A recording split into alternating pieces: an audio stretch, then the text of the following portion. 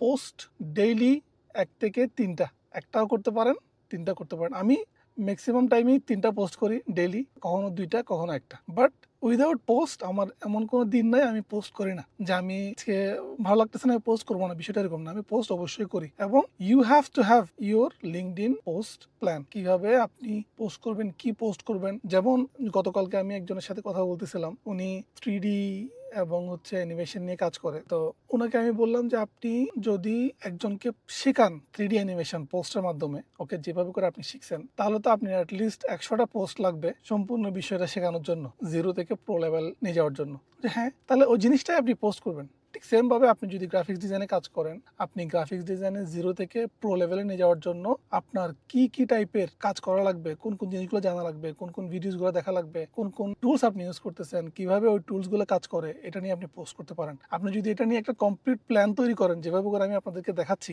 ওকে, তখন কিন্তু আলটিমেটলি আপনারা বুঝে যাবেন যে আপনার পোস্টগুলো কিরকম হবে, এবং you will be ready. You don't need to scratch your head যে আমি আজকে সকালবেলা উঠে ঘুম থেকে উঠে কি পোস্ট করবো। I don't know, don't do it. Okay, আপনার আগে থেকে প্ল্যান করা আছে, আপনি জাস্ট পোস্টটা রেডি করে সুন্দর করে দিবেন।